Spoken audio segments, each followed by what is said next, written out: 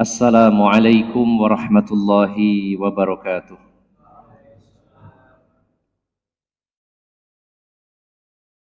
Alhamdulillahilladzi anzalas sakinata fi qulubil mu'minin liyazdadu imanan ma'a imanihim wa ashhadu an la ilaha illallah wahdahu la syarikalah wa ashhadu anna Muhammadan abduhu wa rasuluhu la nabiyya ba'dah.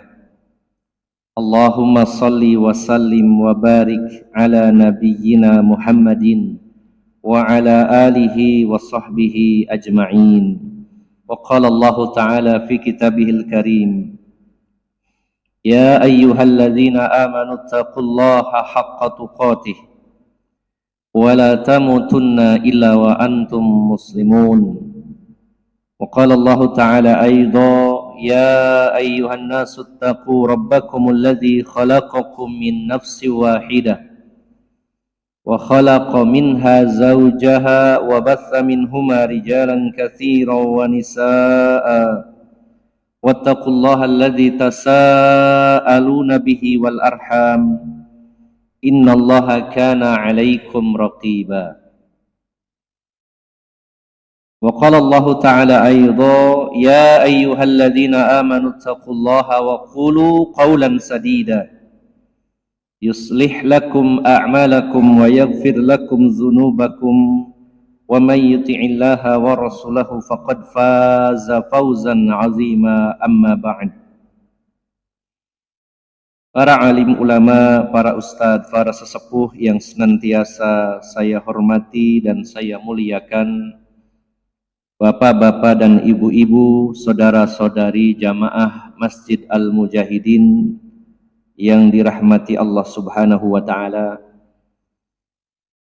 Alhamdulillah, rasa syukur yang sebesar-besarnya kita panjatkan kehadirat Allah Subhanahu wa Ta'ala, karena pada pagi hari ini salah satu kenikmatan yang Allah berikan kepada kita semuanya adalah ketika kita masih diberikan semangat dan istiqomah dalam ketaatan kepada Allah Subhanahu wa Ta'ala. Karena musibah yang terbesar yang sesungguhnya adalah ketika seseorang terlepas dari hidayah Allah Subhanahu wa Ta'ala, dan musibah yang terbesar adalah ketika seorang hamba beralih dari orang-orang yang taat kepada Allah menjadi orang-orang yang maksiat dan ingkar kepada Allah Subhanahu wa Ta'ala. Seberapapun besarnya kesulitan yang kita hadapi, seberapa besarnya musibah yang menimpa kita, maka ketika masih berada di atas hidayah, maka sebenarnya kita belum mendapatkan musibah yang sesungguhnya. Karena musibah kehilangan hidayah berkaitan dengan keselamatan, terutama keselamatan di akhirat. Ketika seseorang mendapat musibah di dunia ini, dengan musibah berupa kesulitan, berupa problem-problem yang kita hadapi, bisa jadi justru dengan musibah-musibah dan problem-problem tersebut kita semakin dekat kepada Allah Subhanahu wa Ta'ala. Justru musibah adalah ketika kita jauh dari Allah Subhanahu wa Ta'ala, kemudian Allah cabut hidayah yang diberikannya kepada kita, sehingga siapapun yang meninggal tidak di atas hidayah, maka dia mendapatkan musibah yang sesungguhnya. Maka rasa syukur yang sebesar-besarnya pada pagi hari ini, kita masih diberikan hidayah oleh Allah Subhanahu wa Ta'ala.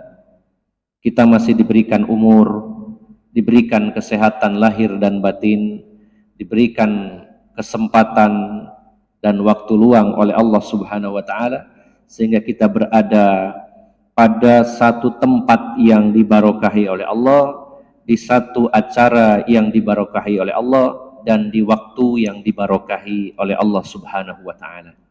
Tempatnya, acaranya, dan waktunya dibarokahi oleh Allah Subhanahu wa Ta'ala.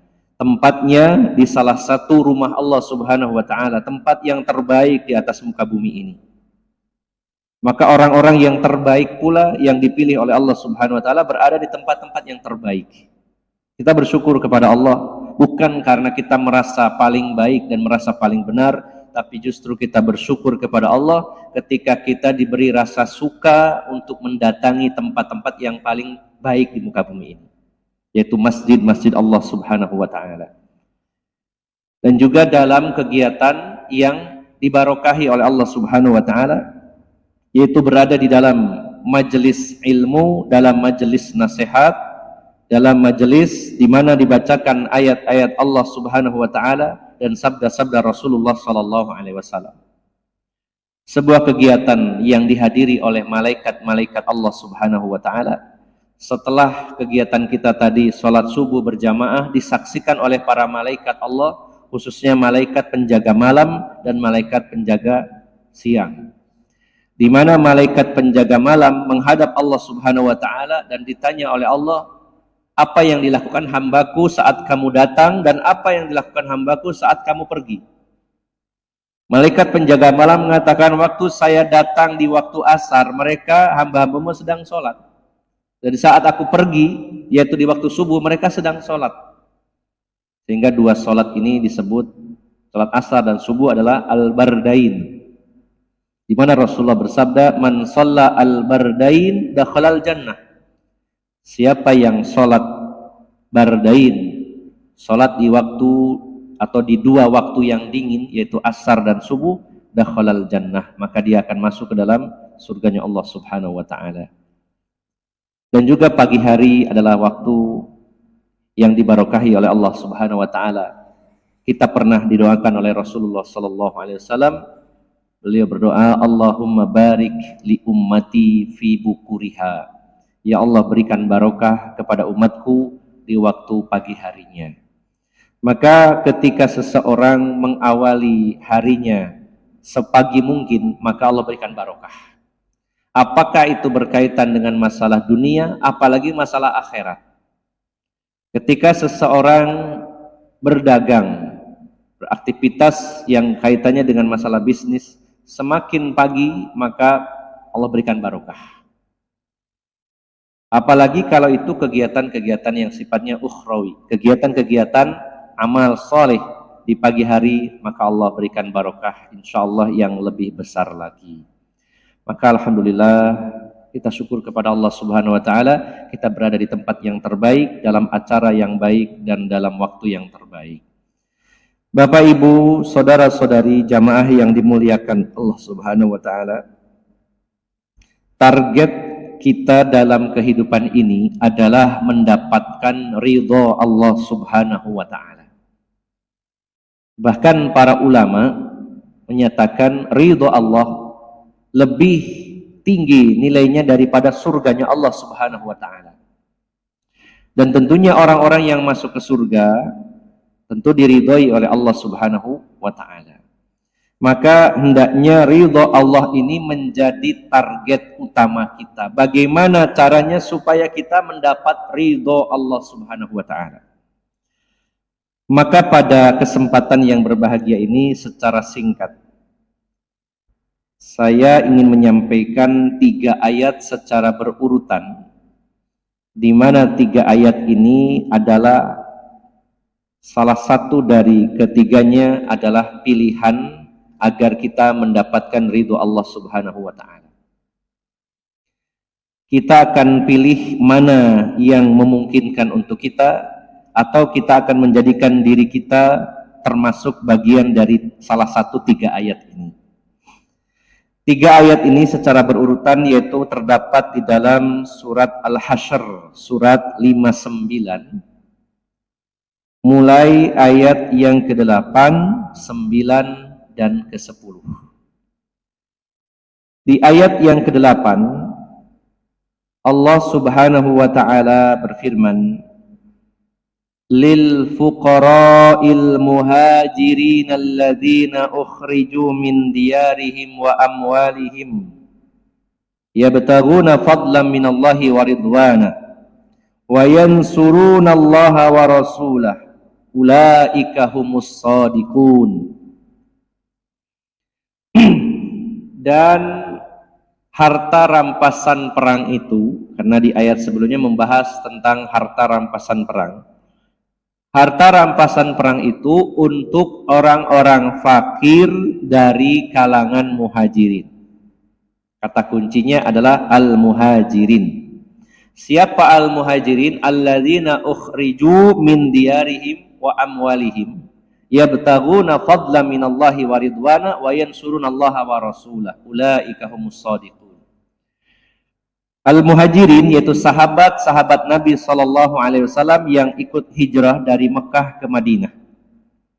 Adalah orang-orang yang diusir dari kampung halaman mereka dan meninggalkan harta mereka. Tujuannya adalah yabtaguna fadlan minallahi wa ridwana. Tujuannya adalah mencari karunia Allah dan keridhaan Allah. Wa yansurunallaha wa rasulah, dan dalam rangka menolong Allah, maksudnya menolong agama Allah Subhanahu wa taala dan menolong Rasulullah sallallahu alaihi wasallam. Ulaika humus shadiqun, merekalah orang-orang yang benar di dalam keimanan mereka.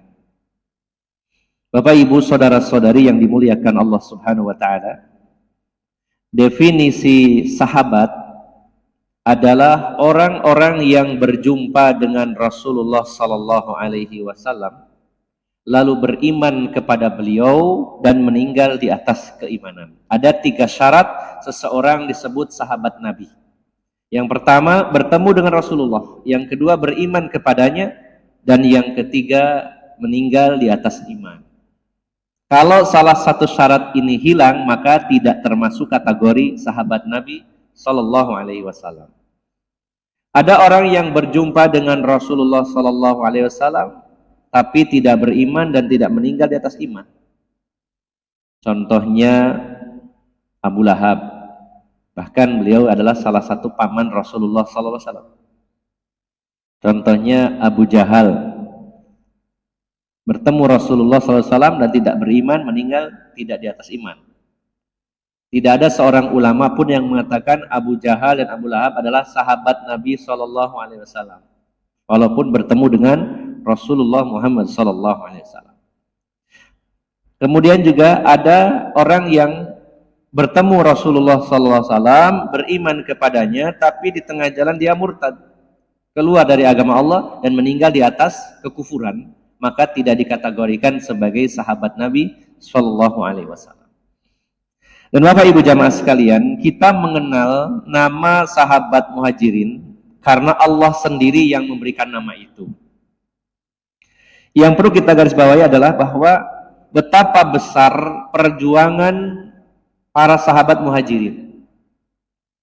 Allah menjelaskan bahwa mereka itu diusir dari kampung halaman mereka, mereka pergi dari Mekah ke Madinah. Dan mereka meninggalkan harta mereka.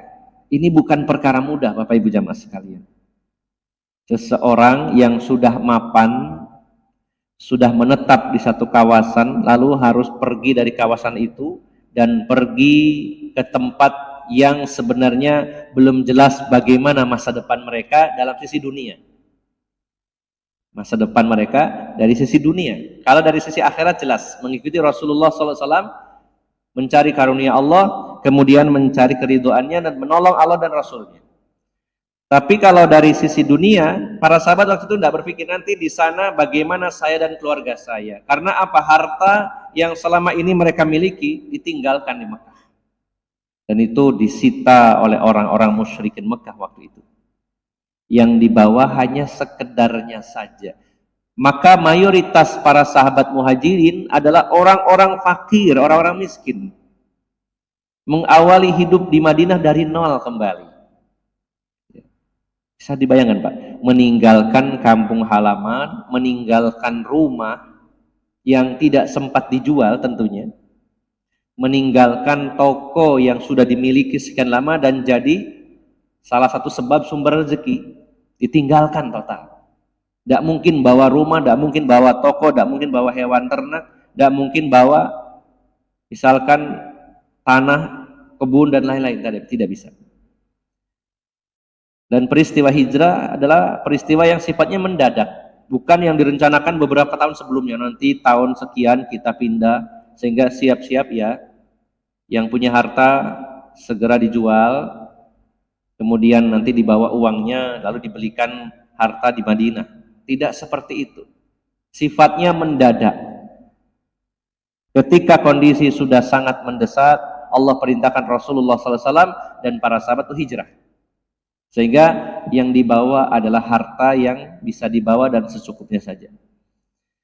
Maka perjuangan para sahabat muhajirin begitu besar, dan kita mengetahui bagaimana kualitas keimanan para sahabat muhajirin yang mau berkorban demi agama Allah Subhanahu wa ta'ala, membela Allah dan Rasulnya. Ini kelompok yang pertama, yang mana mereka dipuji oleh Allah Subhanahu wa ta'ala dengan kalimat ulaika humus shadiqun, mereka adalah orang-orang yang benar.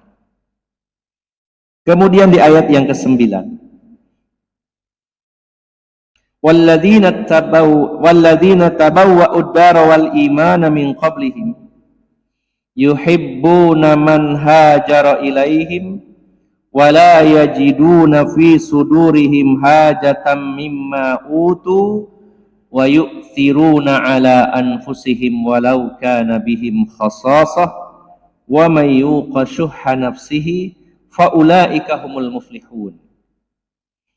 Dan orang-orang yang telah menempati kota Madinah dan telah beriman sebelum kedatangan sahabat muhajirin, mereka mencintai orang-orang yang hijrah kepada mereka, dan mereka tidak menaruh dalam hati mereka suatu keinginan pada apa yang mereka berikan kepada para sahabat muhajirin. Dan mereka lebih mendahulukan para muhajirin daripada diri mereka sendiri, padahal mereka sendiri butuh. Dan siapa yang Allah jaga dari sifat syuh, yaitu pelit, maka merekalah orang-orang yang beruntung. Bapak Ibu jamaah sekalian, Allah lah yang menamakan mereka sahabat Ansor. Maka ini juga satu pelajaran yang bisa kita petik, bahwa boleh menamakan sesuatu, dan bisa juga itu bukan sesuatu tapi satu kelompok, satu grup, diberi nama, diberi istilah, apalagi istilah ini sangat baik. Namun Rasulullah melarang untuk ta'assub, seperti kita bahas pada hari Ahad yang lalu di masjid ini. Karena pernah terjadi dalam sebuah hadis yang diriwayatkan Imam Bukhari, disampaikan oleh sahabat Jabir bin Abdullah radhiyallahu anhu. Selesai dalam satu peperangan, lalu Rasulullah dan para sahabat beristirahat. Kemudian namanya orang istirahat, kadang-kadang diselingi dengan ngobrol dan juga bercanda untuk melepas lelah. Waktu itu para sahabat melepas lelah, bercanda antara yang satu dengan yang lainnya. Maka suatu ketika ada seorang sahabat Ansor melewati kelompok sahabat muhajirin, ya sedang ngobrol-ngobrol biasa seperti kita di masjid selesai kajian, ada di pojok sana ada kelompok, di sini kelompok. Ya namanya juga ngobrol ya, kadang-kadang ini kita ngobrol dengan tema yang kita sukai. Saya masuk grup yang sebelah sini, ada yang sebelah sana. Tiba-tiba ada seorang sahabat Ansor melewati kelompok sahabat muhajirin, lalu namanya bercanda, maaf pantatnya sahabat Ansor ini diceblek, ayo gitu, lewat di depannya. Nah, ternyata niatnya bercanda, tapi sahabat Ansor ini menanggapinya serius. Tiba-tiba sahabat Ansor ini memanggil kepada grup-grup lainnya yang merupakan sahabat Ansor. Dia memanggil para sahabat Ansor, wahai para sahabat Ansor, tolonglah saya. Nih saya di sini dibully mungkin bahasa sekarang, padahal cuman bercanda biasa. Dipanggillah sahabat-sahabat Ansor yang lainnya. Ketika para sahabat Ansor lainnya terperanjat dan menoleh kepadanya dan akan membantunya, maka para sahabat muhajirin memanggil yang lainnya. Ya lal muhajirin, memanggil, wahai para sahabat muhajirin, kumpul sini. Setelah itu didengar oleh Rasulullah SAW, beliau marah. Beliau berdiri dan mengatakan, panggilan jahiliyah model apa lagi yang kalian lakukan ini? Dan Rasulullah menggarisbawahi di situ panggilan jahiliyah. Karena apa? Ini adalah sifat asobiyah, memanggil sesama mereka, saling mendukung di antara mereka, dan yang satunya juga begitu, fanatik dengan muhajirinya, fanatik dengan ansornya, sempat seperti itu. dan ditegur oleh Rasulullah SAW, dianggap sebagai itu panggilan jahiliyah. Tidak boleh kalian itu saling ta'asub di antara kelompok kalian. Berkelompok silakan boleh, selama itu di atas kebenaran, hanya untuk membagi saja. Dan itu pun Allah yang beri nama mereka, sahabat Muhajirin dan Ansor, sebagaimana dalam ayat ini. Kembali kepada tema bahwa sahabat Ansor ini sebelum kedatangan Rasulullah SAW dan para sahabat, mereka sebagiannya sudah beriman. Semuanya sahabat Ansor sudah beriman kepada Allah dan Rasulnya. Setelah mereka sekian lama, terutama suku Aus dan Khazraj itu berselisih selama 1 abad lebih. Lalu mereka sangat merindukan persatuan, sangat merindukan seorang nabi, sebagaimana orang-orang Yahudi di Madinah selalu membanggakan nabi-nabi mereka. Dan sangat menginginkan sebuah kitab suci, sebagaimana orang-orang Yahudi membanggakan Taurat yang ada di sisi mereka. Jadi sudah ada kejemuan dari orang-orang Madinah waktu itu, suku Aus dan Khazraj. Kenapa? Karena mereka dianggap levelnya lebih rendah dari para pendatang, yaitu orang-orang Yahudi. Orang Yahudi membanggakan diri, kami ini punya nabi, bahkan nabinya banyak, kami punya kitab suci. Maka orang-orang yang di Madinah waktu itu, 2 suku besar terutama, suku Aus dan suku Khazraj, mereka juga merasa cemburu dengan orang-orang Yahudi karena mereka punya nabi, punya kitab suci. Dan juga mereka sudah jenuh dengan pertentangan, permusuhan di antara mereka selama 1 abad lebih. Sering terjadi perang, konflik di antara mereka. Maka ketika mendengar berita dari Mekah bahwa ada seorang yang bernama Muhammad SAW mendakwahkan agama, membawa kitab suci dan mengaku sebagai nabi waktu itu kepada orang Ansor, mendengar begitu, maka mereka memilih beberapa orang dari perwakilan mereka, suku Aus dan Khazraj, itu datang kepada Rasulullah SAW. Akhirnya mereka membaiat Rasulullah SAW, masuk Islam dan pulang. Nah, kemudian gelombang kedua lebih banyak lagi. Kalau gelombang pertama hanya beberapa orang, tidak sampai 10 orang. Kemudian gelombang kedua lebih dari 70 orang. Mereka masuk Islam juga. Tapi waktu pertemuan mereka dengan Rasulullah sangat singkat. Sangat singkat. Sehingga ilmu yang diterima oleh mereka tentang Islam tidak banyak, tapi mereka langsung dakwahkan di Madinah. 1 persatu rumah warga Madinah masuk Islam. Lalu semakin lama semakin banyak, dan kewalahan untuk mengajari agama, maka mereka meminta kepada Rasulullah SAW untuk mengirim seorang ustadz, dai. Maka dipilihlah Rasulullah SAW Mus'ab bin Umair. Lalu Mus'ab bin Umair ini berkoordinasi dengan As'ad bin Zurarah. Jadi panitia kajiannya adalah As'ad bin Zurarah, menyediakan tempat di salah satu kebunnya beliau, menyediakan tempat kajian, kemudian yang mengumumkan, mungkin kalau sekarang nyebarkan di WA, di Facebook, ada kajian Ustadz Mus'ab bin Umair, gitu. Urusan tempat dan konsumsi serta jalannya acara saya yang nanggung. Jadi memang dakwah ini adalah kerja tim, tidak bisa sendirian. Maka berjalanlah kajian demi kajian di kebunnya As'ad bin Zurarah. Dan justru yang paling tidak suka adalah Sa'ad bin Mu'adz, dan masih kerabatnya As'ad bin Zurarah. Karena Sa'ad bin Mu'adz adalah pemimpin tertinggi di Madinah. Merasa terusik dengan kehadiran Mus'ab bin Umair, namun mau membubarkan kajiannya tidak berani karena itu masih kerabatnya. Maka menyuruhlah Usaid bin Hudzair untuk menghentikan kajian itu. Didatangilah oleh Usaid bin Hudzair membawa tombak, ditodong sampai tergores lehernya Mus'ab bin Umair dan berdarah. Ditodong. Kamu pilih, hentikan kajian kamu dan kamu pergi dari sini, atau kamu saya bunuh. Jadi enggak pakai demo-demoan, langsung todong. Pergi dari sini atau kamu mati. Luar biasa, sendirian datang. Di tengah-tengah kajian datang, todong. Maka Mus'ab mengatakan, apakah tidak sebaiknya Anda duduk mendengarkan apa yang saya sampaikan? Kalau Anda suka, alhamdulillah. Kalau Anda tidak suka, saya akan pergi. Maka duduklah. Darinya dijelaskan tentang Islam oleh beliau, dan para sahabat yang lain sudah melihat sesungguhnya di wajah Usaid bin Hudzair sudah terlihat cahaya keislamannya. tanda-tanda akan masuk Islam. Maka selesai kajian Usaid bin Hudayr mengatakan, apa yang harus dilakukan seseorang yang ingin masuk agamanya Muhammad? Maka Mus'ab menyuruh, kamu mandi besar dan datang ke sini dan baca 2 kalimat syahadat. Akhirnya masuk Islam. Setelah itu Sa'ad bin Mu'ad masuk Islam dan kaumnya masuk Islam, sehingga sebelum kedatangan Rasulullah sallallahu alaihi wasallam dan para sahabat Muhajirin, sebagian besar Bani Aus dan Khazraj sudah masuk Islam.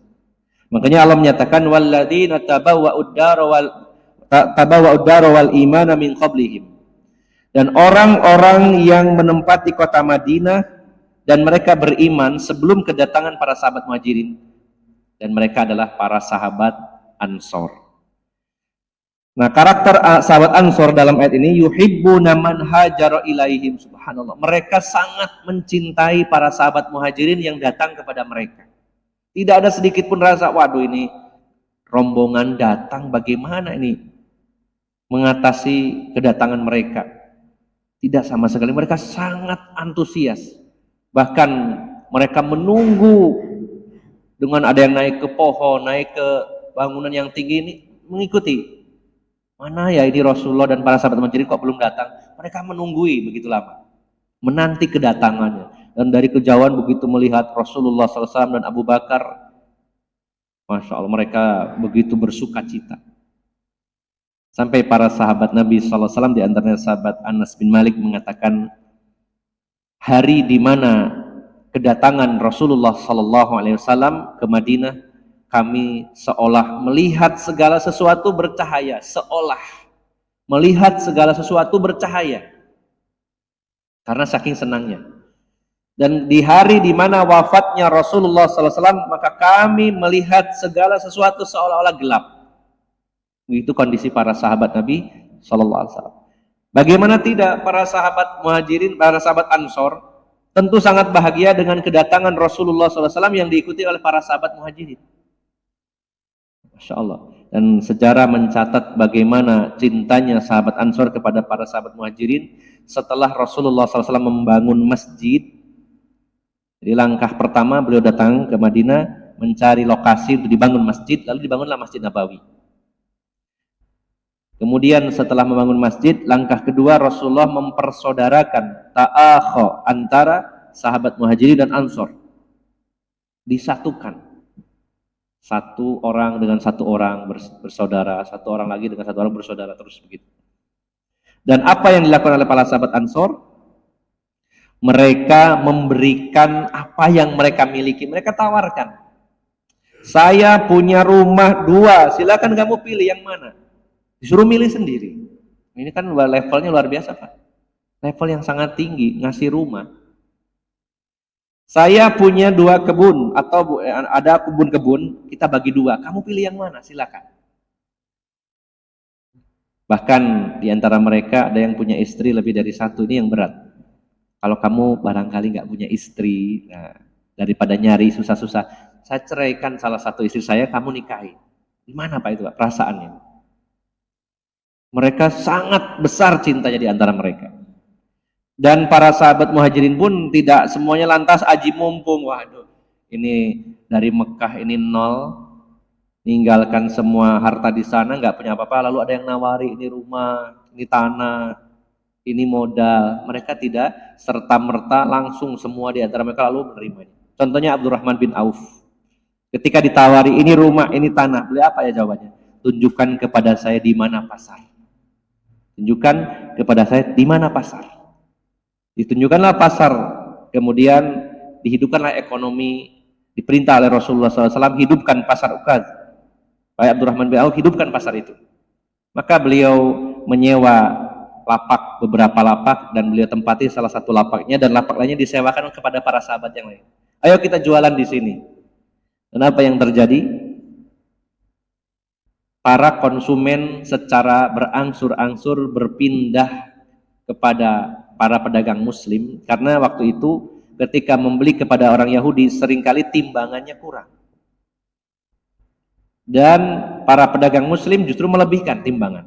Jadi kalau nimbang jelek, wah ini mantap nih. Orang Yahudi tidak, malah kurang. Sehingga berbondong-bondong orang beralih kepada para pedagang muslim sehingga perekonomian bergulir. Jadi Rasulullah, langkah-langkah strategis yang dilakukan Rasulullah adalah yang pertama bangun masjid, yang kedua mempersaudarakan kaum muslimin, yang ketiga menghidupkan ekonomi. Ya, yang keempat adalah mengadakan perjanjian dengan orang-orang Yahudi yang tinggal di situ. Kemudian juga melakukan sensus penduduk di tahun pertama Hijriah. Maka Bapak Ibu jamaah sekalian yang dimuliakan Allah Subhanahu wa taala, para sahabat Ansor ini memberikan sebagian harta mereka kepada para sahabat Muhajirin.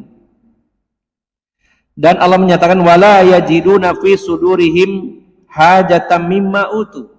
Dan orang-orang sahabat Ansor itu tidak punya ambisi terhadap apa yang telah mereka berikan. Ini sudah dikasihkan, ya sudah selesai, tidak ada urusan. Ini sudah saya kasihkan ya.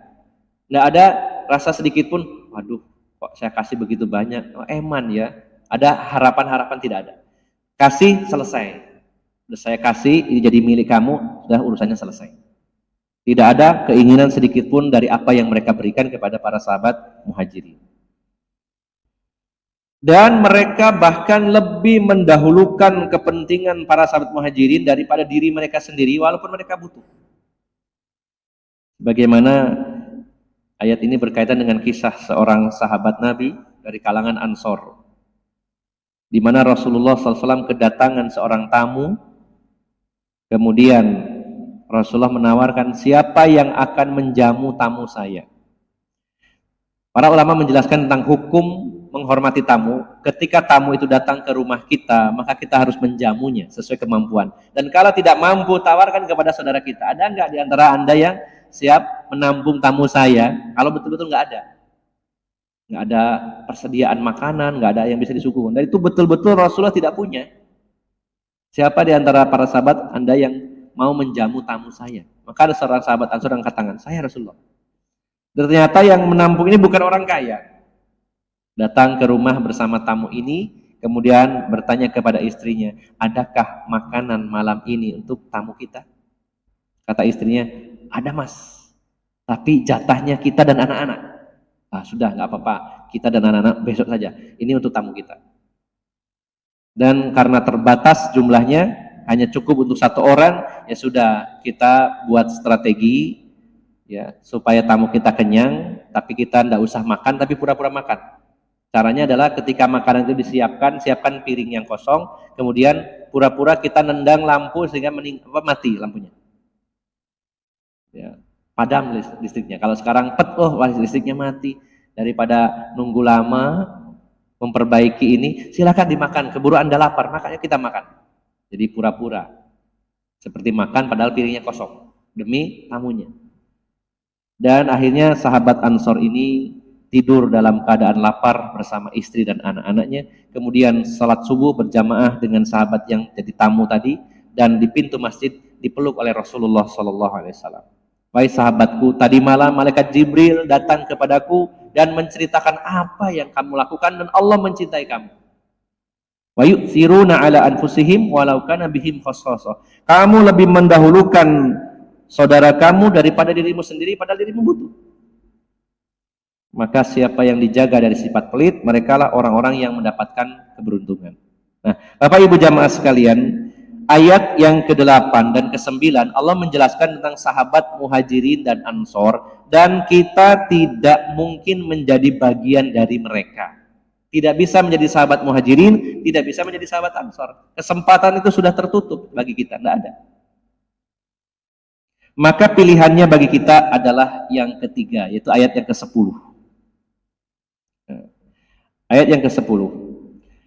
Walladzina ja'u min ba'dihim yaquluna rabbana ighfir lana wa li ikhwanina alladzina sabaquna bil iman wa la taj'al fi qulubina ghillan lil ladzina amanu rabbana innaka ra'ufur rahim.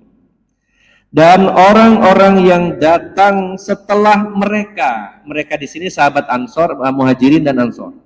Dan orang-orang yang datang setelah mereka di kemudian hari, mereka berdoa kepada Allah, Rabbana ighfir lana, wahai Tuhan kami, ampunilah dosa kami, wali ikhwanina, dan bagi saudara-saudara kami, alladzina sabaquna bil iman, di mana saudara-saudara kami sudah mendahului kami dalam iman. Wala taj'al fi qulubina, dan janganlah engkau jadikan di dalam hati kami ghillal, ada kedengkian, lilladzina amanu, bagi orang-orang yang beriman. Rabbana, wahai Tuhan kami, innaka raufur rahim, sesungguhnya engkau adalah maha pemaaf, penyantun, lagi maha penyayang. Maka Bapak Ibu jamaah sekalian, ayat di surat Al-Hasyr ini, ayat 8, 9, dan 10, Allah Subhanahu wa ta'ala rangkum dalam satu ayat, yaitu di dalam surat At-Taubah ayat yang ke-100. Sebagai penutup dari pertemuan pagi ini, kita buka satu ayat lagi, yaitu surat At-Taubah ayat yang ke-100.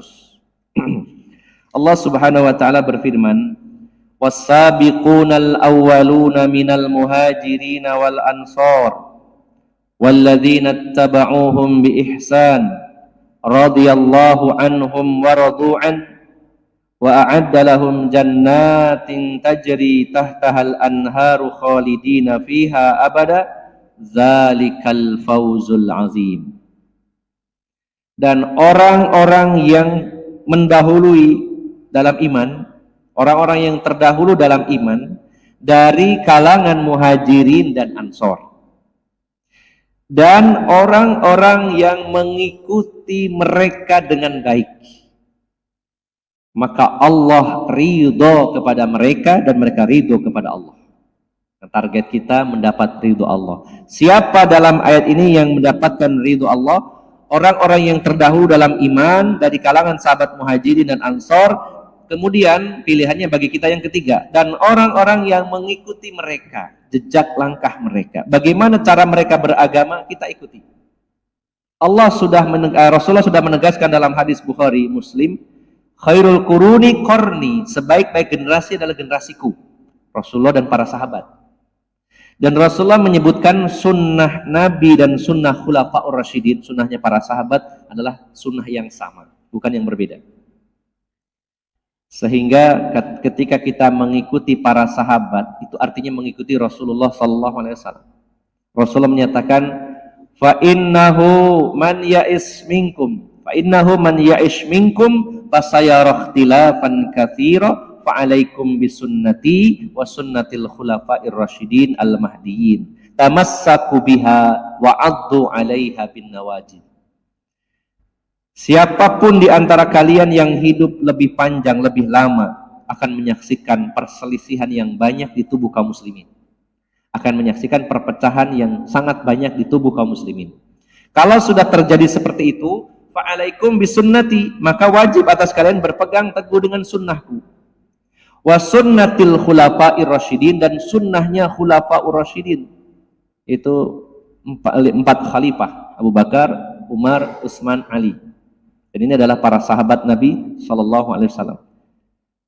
Tapi di situ bukan berarti sunnah Nabi sendiri, sunnah sahabat sendiri, tapi itu satu sunnah. Karena di penghujung hadis Rasulullah menyatakan, tamassaku biha, peganglah iya, satu, bentuk tunggal. Bukan tamassaku bihima, peganglah oleh kalian dengan keduanya, sunnah Nabi dan sunnah sahabat, tidak. Tapi tamassaku biha, peganglah iya, artinya sunnah Nabi dan sahabat itu sama. Karena para sahabat menjalankan agama sebagaimana Rasulullah menjalankan. Karena para sahabat adalah generasi yang paling dekat dengan Rasulullah SAW, yang paling tahu bagaimana cara beragama Rasulullah SAW. Karena para sahabat adalah orang yang paling tahu tentang Al-Quran, di mana di ayat ini turun untuk siapa dan bagaimana penjelasannya. Mereka lah yang paling tahu agama ini setelah Rasulullah SAW. Mereka lah orang-orang yang dipuji oleh Allah di dalam Al-Quran dan dipuji oleh Rasulullah SAW dalam hadis-hadis Nabi SAW. Maka pilihan bagi kita tidak bisa menjadi sahabat muhajirin, tidak bisa menjadi sahabat ansor, kita bisa menjadi walladzina taba'uhum bi ihsan, dan orang-orang yang mengikuti mereka dengan baik. Maka Allah ridho kepada mereka dan mereka ridho kepada Allah. Dan disediakan bagi mereka surga-surga yang mengalir di bawahnya sungai-sungai dan mereka kekal selama-lamanya. Diridhoi oleh Allah, ini nikmat puncak yang paling tinggi, mendapat ridho Allah. kemudian diberikan surga yang mengalir sungai-sungai di bawahnya, dan itulah kemenangan yang besar. Maka Bapak Ibu jamaah sekalian, sebagai tambahan, kita jangan pernah mau kompromi dengan orang-orang yang mengaku Islam tapi membenci bahkan mengkafirkan 99% para sahabat, yaitu orang-orang Syiah. Berita-berita yang kita terima kadang simpang siur dan kita kadang bingung mengambil sikap. Maka sebenarnya tidak ada kebingungan kalau kita mau mempelajari seluk-beluk tentang Syiah. Bagaimana sejarahnya, bagaimana perkembangannya, bagaimana akidahnya, bagaimana update hari ini tentang Syiah. Sehingga kalau kita belajar, kita akan tahu betapa jauhnya Syiah itu dari Islam. Bahkan Imam Bukhari mengatakan Syiah bukan Islam. Karena masih ada sampai hari ini sebagian kaum muslimin yang mengatakan bahwa Syiah itu salah satu dari madhab yang ada dalam Islam. Padahal bicara tentang madhab sebenarnya bicara tentang furu, tentang cabang-cabang agama, tentang fikih. Bukan masalah usul, masalah pokok, masalah akidah.